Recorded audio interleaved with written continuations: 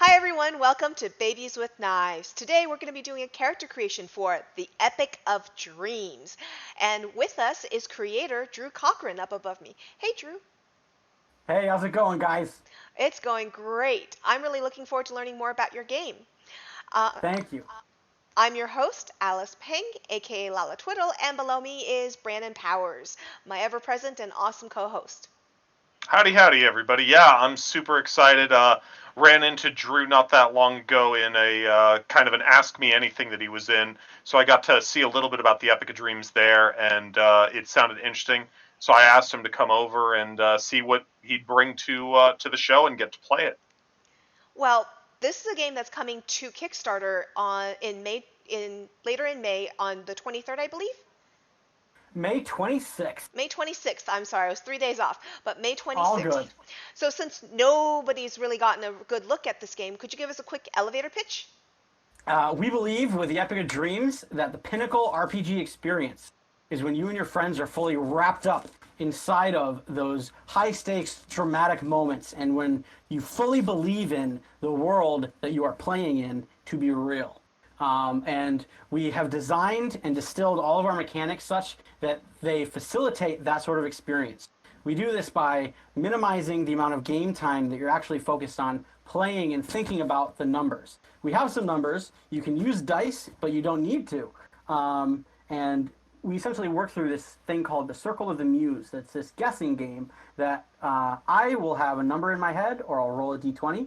And when I do so, you will try to guess or match the numbers that my roll has. You'll see the Circle of the Muse is our sort of logo there. So if I had the numbers 17 through 2, and then you randomly guessed the numbers 16 through 18, because some of our numbers match, your hero succeeds. And when you fully learn how to play the game, you can either use a die or no dice, and then instantaneously know your roll, because you only have two numerical stats with your character. And if you can remember those, plus your backstory, you got it all, my friends. That's awesome, and it reminds me of something that when we were talking the other day, and the fact that it's a dice optional game. A lot of people, you're on a long car trip. This is something else, and I do regularly is a long car drive down to San Francisco Yeah. from where we live, or up to Portland. And Richard Adams, the writer of Watership Down, that's the way that his Watership Down started. Is his daughters asked him to tell them stories when they would be on long car trips. And so that's Totally. how the stories of those rabbits, or Tolkien would tell stories to his kids, and this would be a way to take that and to turn it into a role playing game. And so that's really awesome and really interesting to me. And one of the Thank you. Yeah. and one of the lores of Alice in Wonderland, or Alice in the Looking Glass, is also that he would tell this little girl stories, who was in some stories that she had some mental illness, in other stories she doesn't, but that he was telling stories and over long spans of time, and then became a book. Yeah, we very much have a heart like that in many games we have played in sort of very fantastic, fanciful underworld settings. But the game itself is setting agnostic, and by learning sort of the language and the game itself, you can really pour in your favorite sort of style of fantasy and favorite style of characters, and have it just have that seamless experience of being where you are. And I know it's Awesome. very flowery, but when we play tomorrow, it's gonna be awesome. Awesome. Yeah. So I understand that we're going to do characters in two different methods today. One is going to be a quick start version, which is what Brandon's going to build, and I'm going to build the long version, correct? Oh yeah, and the difference between those two is with the quick start version, we sort of roll on the random charts that we have in the hero chapter, or we just talk it through really fast, and we don't play out the scenes, and we make those character decisions. So it's very kind of cut and dry. One, two, three, you're done.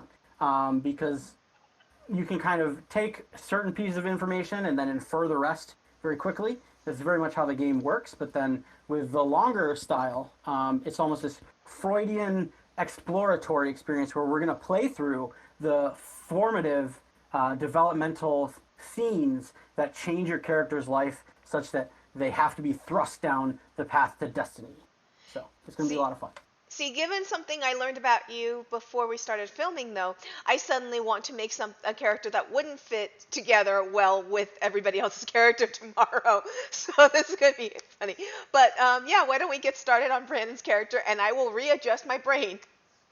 Well, hey, the cool thing is that if we're playing in Mythical Earth, and that's kind of not necessarily the default setting, but we use it as a framework so that you can use it as like a skeleton to port in your favorite world and draw off of those tropes.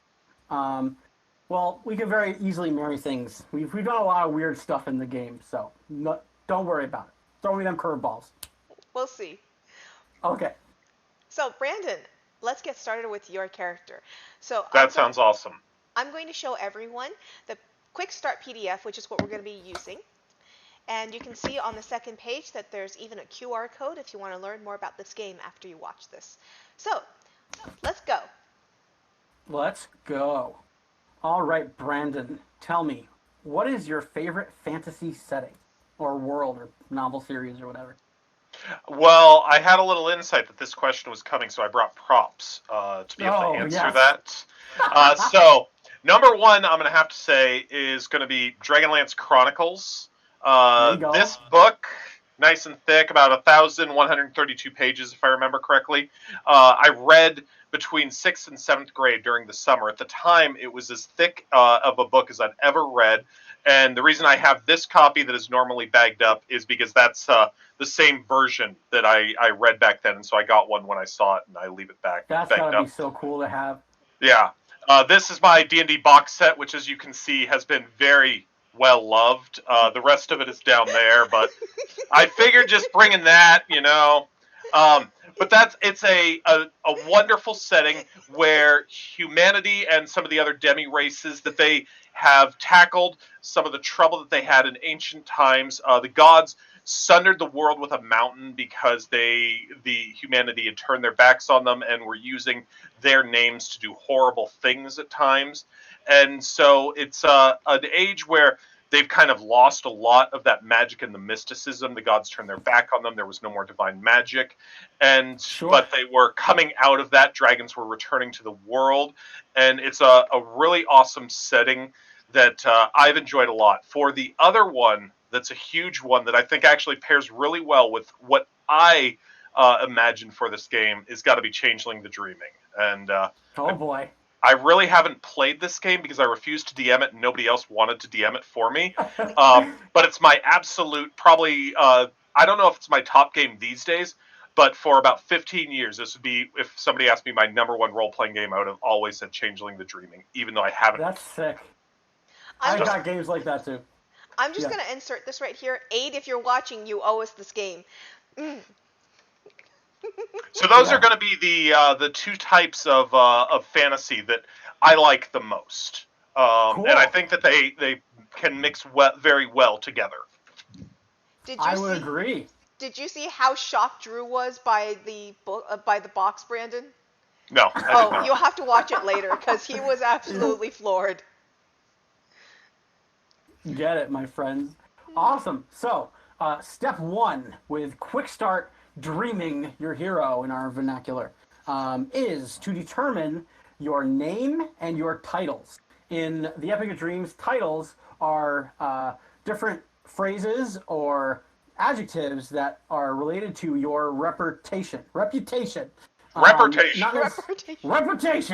Either dealing with the characters in the story, but it also deals with your true reputation, which deals with the Muse character that is sort of this DM character that exists outside of the story that you're telling that gives them improv knowledge and is also the spirit of the rules of the game embodied, right? So essentially, in order to level up in this game, you have to do something really epic, and then you're able to spend the experience and level up, right? And you do this through gaining titles. So level 1, dude, you would have a title for your ethnicity, your ancestral background, as well as your either occupation or the thing in your reputation that defines you the most in the eyes of the place of the people that you live. Okay. Well, going with this, I've been toying around with a couple different ideas from what you have given me so far. What's the first thing that I should be answering though? The first thing you should be answering is, what's your favorite kind of character to play in general? Um, in a fantasy game, dwarf is what I always am going to default to. I've got lots of love for a lot of the other demi-human races, but dwarf is what kind of the standard. If I have to show up to a D&D game or something like that and just throw together a character real quick, probably my mind hit dwarf first. Awesome. Well, let's do that. Are there any cool dwarves inside of the Dragonlance setting? You can There tell are me a couple about? different dwarves. It's got that separation from hill and mountain dwarves, that there was a feud and such like that between them, and so a lot of animosity. But something that I was thinking about on another one of the settings that I actually really like is Dark Sun, where they have those half dwarves. They're called Yeah. Mulls, and Yes. they are The hairless guys. they're totally hairless. They're unable to have children of their own, like a mule. That's where Mull came from, and they're just these awesome gladiators, super tough. They're tougher than both their parent races, and so that's the reason that people will try and breed their slaves to make mulls. But Yeah. it's kind of crappy because you probably were bred in slavery. Yeah. Welcome to Dark Sun, my friends. Yes, and But yeah, there, Dark Sun. There's yeah, another great there you box. go. Oh man, I love that setting. I want to play in it so bad one day. Like you said, there's so many games, not enough DMs. Yes. so, so yeah. Let's say that you are a half dwarf, and that'll be one of your defining titles. And then the second most defining title for your level one character will be your either occupation or again the thing that you are most well known for. So that could be something either embarrassing or awesome. Like let's say you're the town fool, or you accidentally slew your brother while you were coming down back from the highway, or something like that. Or it could be like I saved the king's daughter, and now everybody knows me for that purpose. So, Gotcha. you got any ideas? With like I said, with you talking about the game and all, some ideas were mulling around in my head, and one that I thought was really cool that would be hard to do if I was Nice. just playing D&D is Cassandra, the from Greek mythology, the prophet that people would not believe, and so while she could see the Yeah. future, whatever she would say wouldn't be able to change anything about it.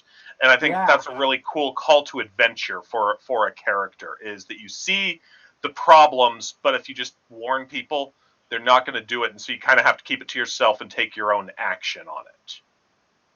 That makes a lot of sense. So, I would say a good title to call that would be something like Crazy Doomsayer, or Local Doomsayer, or I don't know, uh, Raving Prophet, or something like that. Whatever rings the closest bell to what you're trying to go for is the correct answer. We I'd don't say have local classes. doomsayer. Oh, bear, boom, there we go. The Epic of Dreams doesn't have classes, but you can very much emulate the class that you want to with a lot of control and nuance. So, like, yeah, it's pretty fun. Yeah, so that is step one, except what is the name of your half dwarven doomsayer?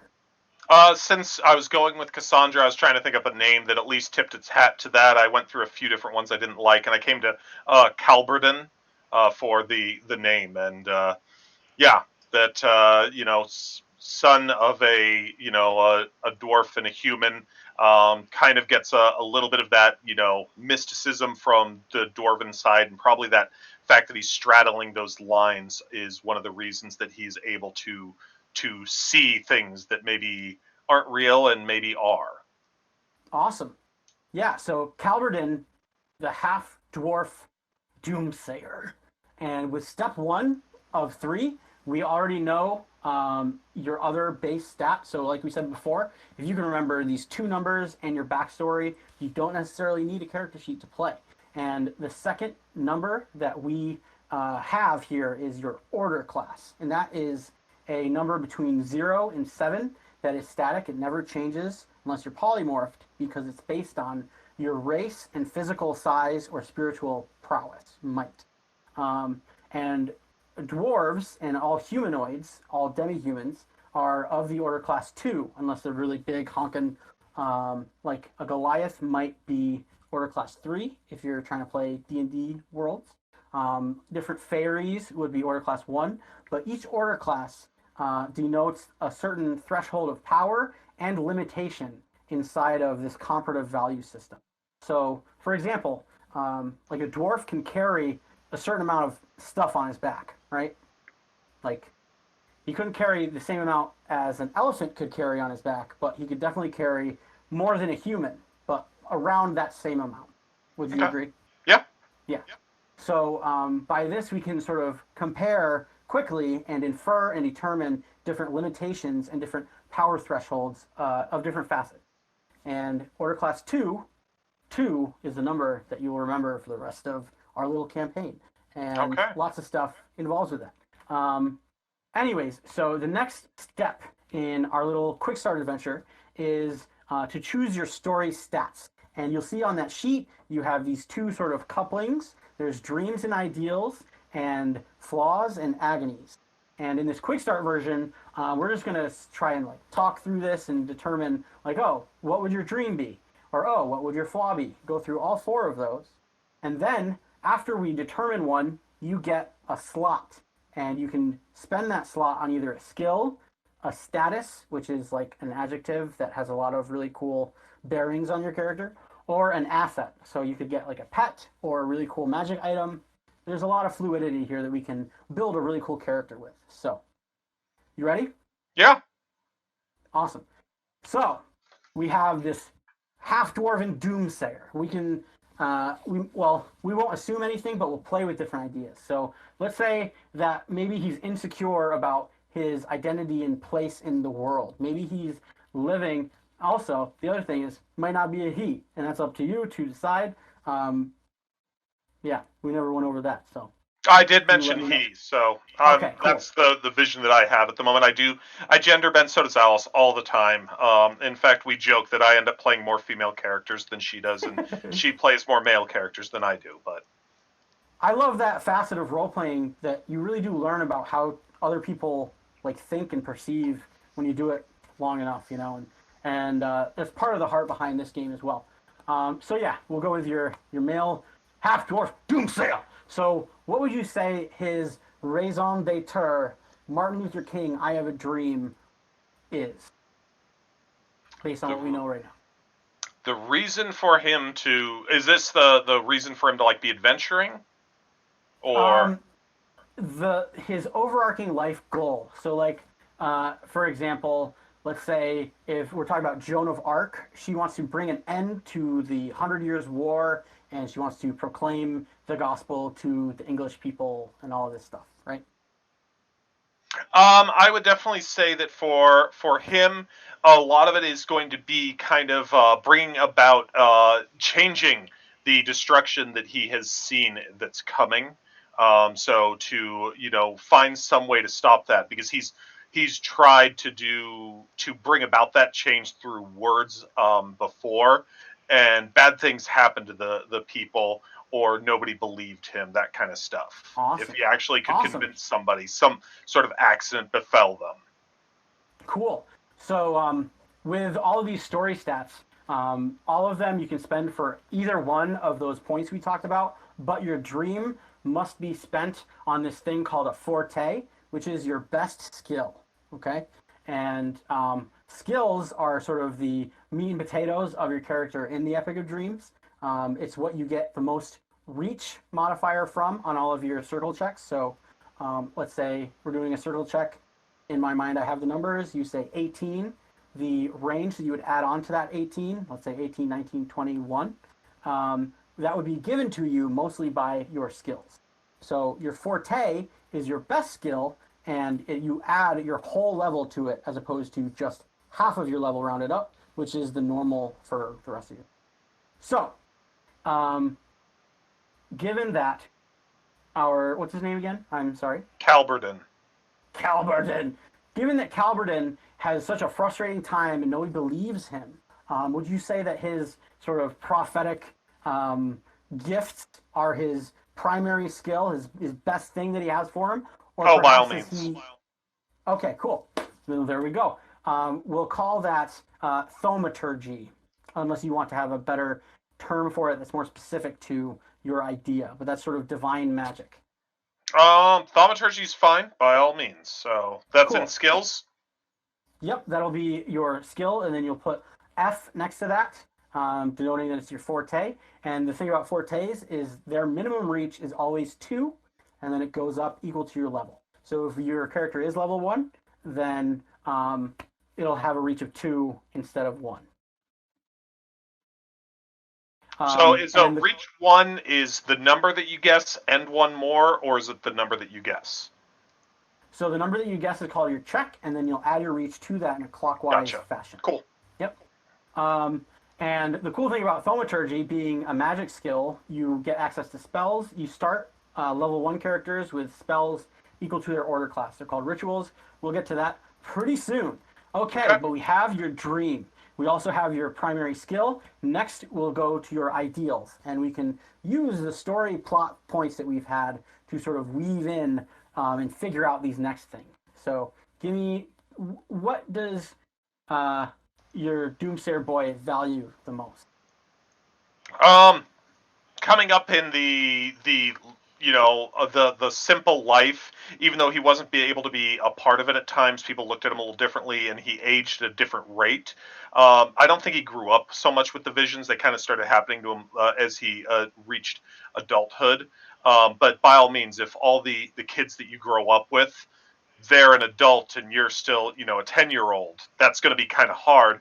And so, but it is that the sanctity of the simple life that he's growing up in a village. Absolutely. Okay. So he desires simplicity, perhaps harmony would be another ideal. And we can write out a couple of those, and then all of those will give you another slot. And with that slot, you can buy another skill or a status, and we can dive into that, or an asset. So like a pet or a servant or a cool item, heirloom. But with statuses, you could, well, the thing is you already have several statuses based on being a mull, the half dwarf, that are given to you by just your racial title. So if we were to go off of Dark Sun rules, they're aren't they resistant to psionics or whatever? I think so. I wasn't specifically trying to emulate the Dark Sun. I thought that was kind of a cool concept that you don't see in a lot, in a lot of games, and so that made me always remember them fondly.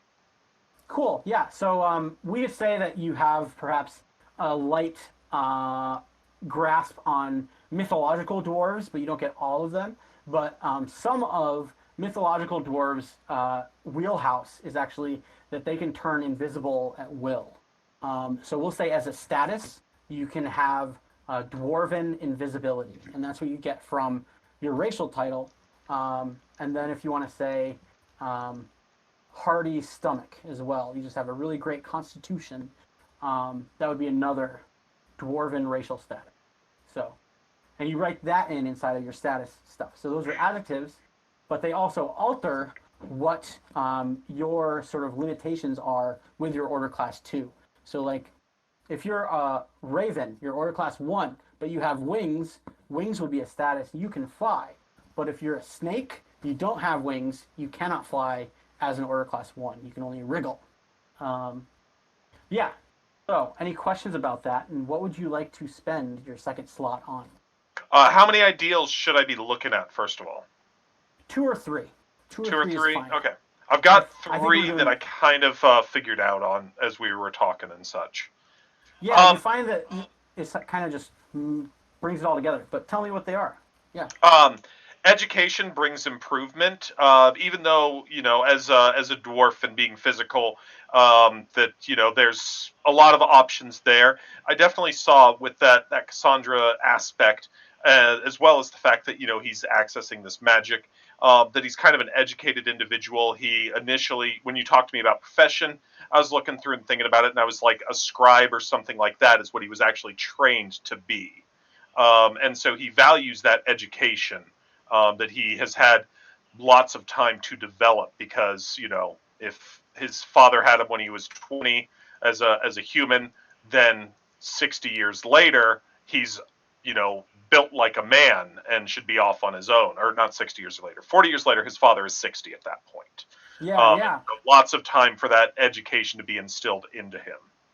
Very cool. I would say that I'm going to give this to you for free, and this happens a lot actually when you do go through character creation. You get the title of scribe as well, so you can just write that down in there. Okay. And then, so and the last one was yeah. the strong defend the weak. Like I say, just being the Mull type race, half dwarf, half man. He is built with muscles. He's Dwayne the Rock Johnson type of thing. And so that he learned that sometimes you can't turn the other cheek, and you have to stand up for what is right. And that's also part of what's pushing him towards that. If he sees something and he believes it's going to happen, that he has to step up to it. Awesome. So one thing that we also do for each of these slots, they have to be related to the thing that we're talking about for the story. So I would say a great example here would be some sort of combat skill. And that could be anything like brawling or infantry if he was in a militia. And that's really up to you. But then there's different bonuses that happen based on your choice. Gotcha. I'm looking at the combat skills right now. Cavalry, dueling, infantry, martial arts, and underhand. You mentioned brawling. I don't see that as one of them. Yeah, so the skill list here is not definitive, if we say that, but it's more descriptive. So, like we were saying before, we could have had your magic skill be something else, like oracle, soothsaying, sorcery. Yeah. And it could be, it would have different options and different limitations based on what we choose. Underhand is definitely a synonym for brawling. It's sort of just dirty fighting, street fighting, school of hard knocks. You got here because you needed to, and you taught yourself, right? I think that taking brawling would be really good because he's. I don't think his father looked kindly on fighting, being on that scholarly end, and so didn't want his son falling into that kind of thing, and so he wasn't trained formally, and just kind of learned that because he was big, he was strong, and often because he stayed the same age for effectively longer, there were always the younger kids that were going to be around him that he needed to protect. Gotcha. That makes a lot of sense. I would go with underhand for underhand. The school of hard knocks. It's very much dirty fighting, street fighting, all of that stuff rolled into one. And yeah, so that'll be your second slot. So the cool thing is when we're doing like the full experience, when we dream a hero to life, we sort of take each of those little details and we expand and ask questions and pull on them, and then we actually role play through the most formative moments, right? And then we gain a lot of new details. We won't be doing that in this one, but the next one we will. It's going to be awesome. So your flaws as a character. You are this sort of misunderstood just from the onset because of your ethnic weirdness. I assume you're living in a more human-oriented villa. That is what my vision was, yes. Cool. Yeah, so then you may have some insecurities revolving around that, but then also I would say that problem of not being understood or accepted is definitely exacerbated by you having this divine gift, and you have this doomsday prophecy that you want to help people with, and they won't. So, and also there's so many different things. Yeah. Growing up as a scholar's son in kind of a more rural setting. Yeah, absolutely. There's so many different like black sheep facets about our very own. I'm sorry, Calberden. Calberden. I'm going to say it like that every time. Calberden. So I do not forget Calberden. Yeah. So Calberden. What would you say are your most egregious flaws that are just hard for you to cover up? Well, what we're just talking about, I would say like straddling two worlds. His ethnicity pulls him in two ways. I'm educated, but I'm built to be physical. I was taught not to fight, but people need to defend others. And so that nature of duality. So pulled between two worlds, I would definitely say is is a big one for him. I see that there's flaws and agonies. Is this kind of like We'll get dreams and into that. ideals? Okay. Yes, it's another slot thing. I would also say, and then you can take this or leave this. This will be something you can either take now or you can buy later.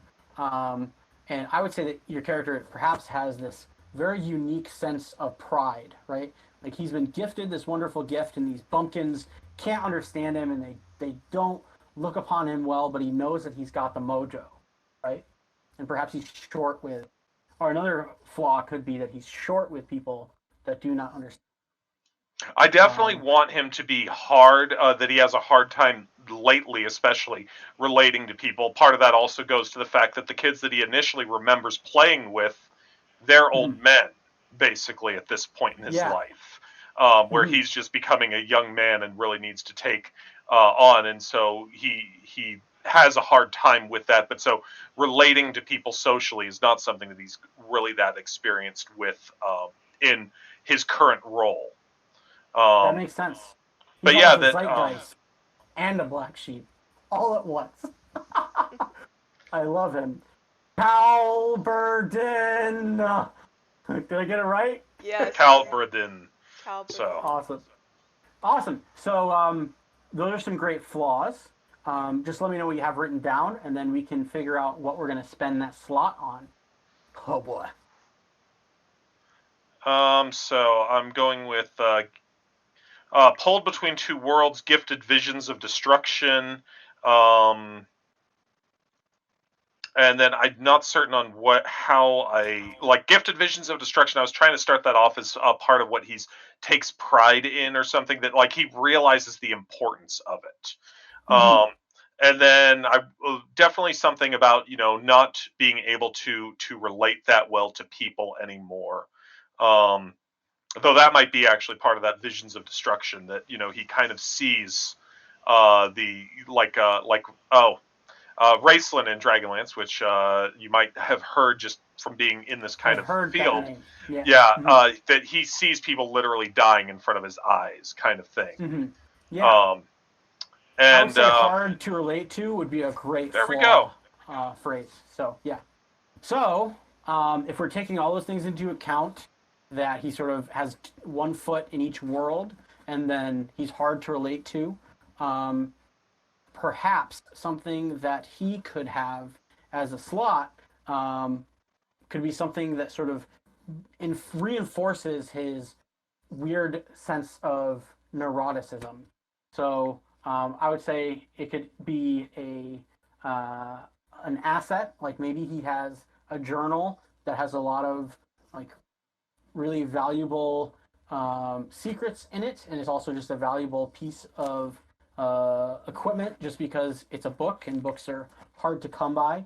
Maybe he has like a holy book that he keeps secret or something like that. But that's just an idea. What do you got going on in your I definitely like maybe he has something close to him as an asset. For you were talking about like a journal where he's got secrets. How is that? So I understand. How is that tying into that hard to relate to?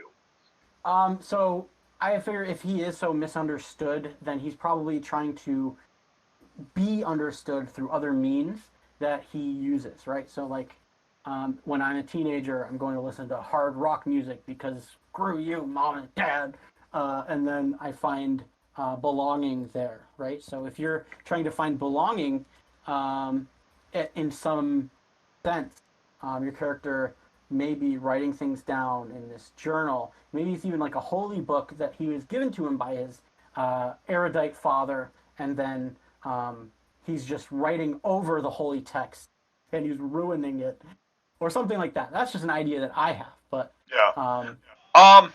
I think I found a way that I like wording it a little bit better. Is he's eager to prove himself, because he doesn't have people that believe him at all when he's telling them what's coming, and even though he's turned out to be right several times, and so that now he's it's the person that you'll dare to do anything, and if you can just frame it in a way that you are going to prove yourself to us and we'll maybe believe you after that, that he'll jump at that chance. And so basically going with that very teenager kind of attitude of, if this would make me one of the adults, if this would put me in with the cool crowd, that he would jump at those opportunities.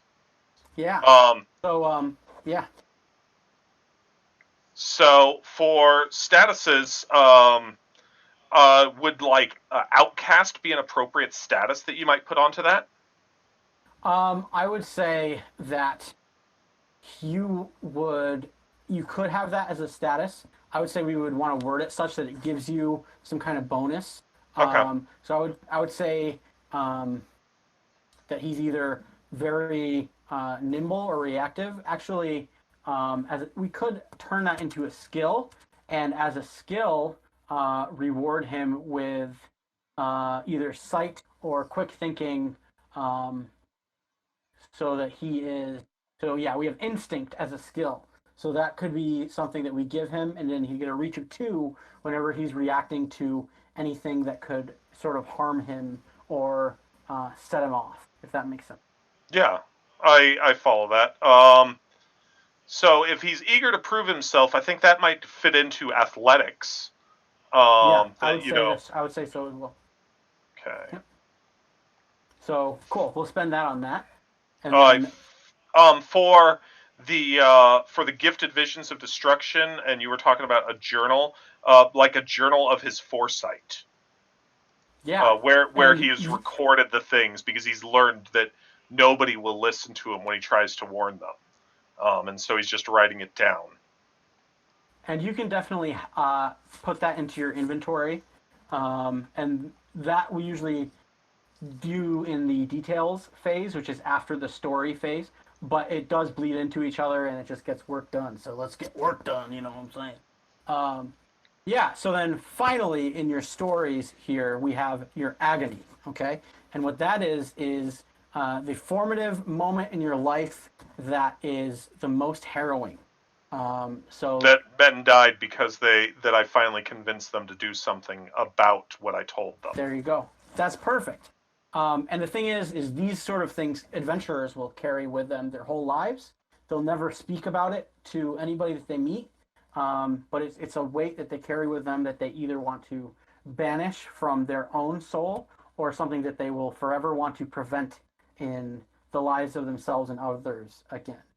Um, and when we do the sort of in-depth thing, we sort of go through these scenes, and it's very dramatic, and we're able to get a lot of really cool implications out of all of these. But that's a great agony, and for that, what would you say you would spend that slot on?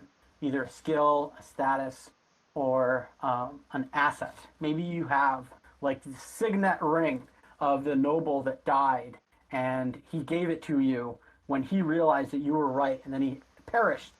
And that's like the signal that you carry with you, like I have his ring or something like that. I That's was just an actually idea. thinking that might be like the weapon that I carry, and that's kind of like the moment that I was like, fine, I have to do this for myself. I have to leave behind this life that I've known if anything's going to change. Yeah, Because some people I'd convinced of minor things, and like they got injured immediately after, and so therefore they weren't able to intervene in what was coming. But when I finally convinced somebody that to do something about something important and major, that all of a sudden they died through some sort of freak accident before they could do anything. totally. Yeah. And so I grabbed that weapon, and that's when I'm like, no, I need to leave this place that means a lot to me, the simple Hmm. life, because if I don't, that won't be here for anyone. That's glorious. I love it. I love how, and the thing is this is super common when we play through this, even in this sort of shorter version. Like the story builds itself, and we discover it together. It's not necessarily what you originally had in mind, but now you have more, right? Yep. So finally, before we move to the details phase, and we even have most of them now, but I would say if you want to buy more slots, I will let you take on more character flaws, and then you can get either another skill or another status or another asset. Well, And that's kind of so how the is game works. Is each one of the dreams, ideals, and flaws, are those supposed to give you one of those each? Yeah, that's what we've been working through now. All right. Um, So I've got a few that I have to spend anyways, so I well, can we've work on. we've spent them already. So like after we've gone through the dream, we gave you the thaumaturgy. After the ideals, we gave you underhand. After the flaws, we what did we give you? Oh, okay. So flaws gives you one. Dreams gives you one. Yes. Ideals, even though I've got three ideals, I get one slot from that. Yes. And then Okay. now that we've completed those four core things, if you want more slots, you'll take on more different character flaws that we'll determine together. So it won't be something you'll necessarily be uncomfortable with, but it's great because this way we're able to sort of inundate players with the idea of playing a flawed character and having fun with that, right? I'm willing to take a draw, play a little Russian roulette with you. All right, sounds good. Um, hmm.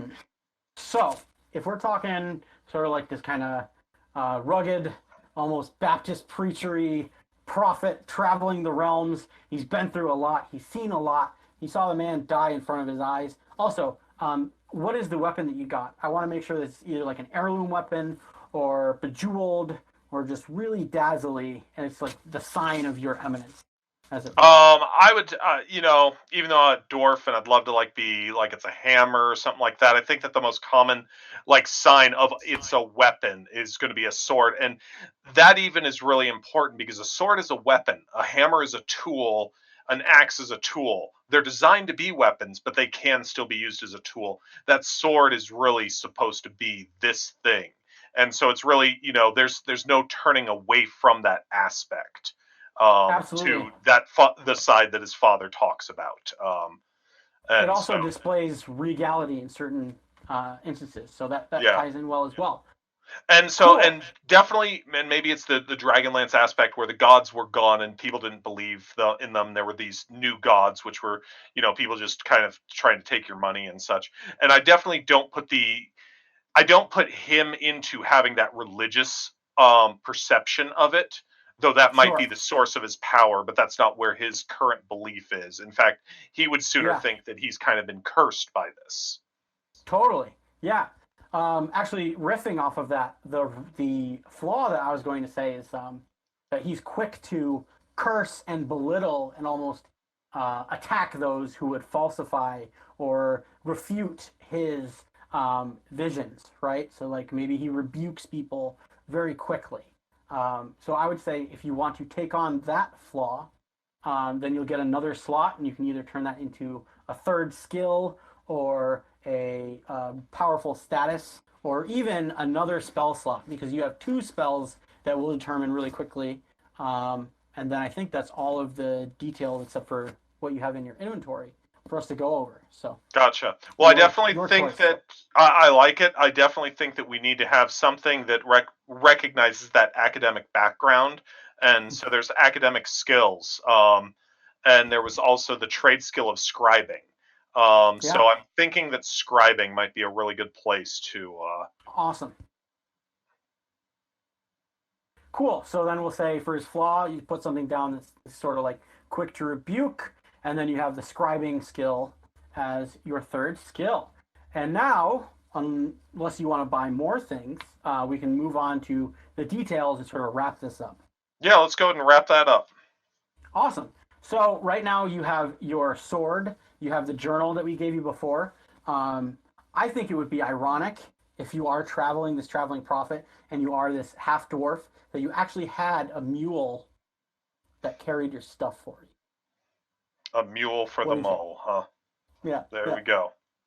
All right, cool. And we'll say that he comes with saddlebags, and you definitely an erudite, so I would say that you have at least a humble kit, right? You have an inkwell, you have some charcoal, you have a scroll and a half, some papyrus, um, and we'll give you one book that you had from your father. Let's say, what is that book? You answer that question, and then that'll be the end of our little quick start here. That would be a book of the histories of men. Awesome. There you go. You got it.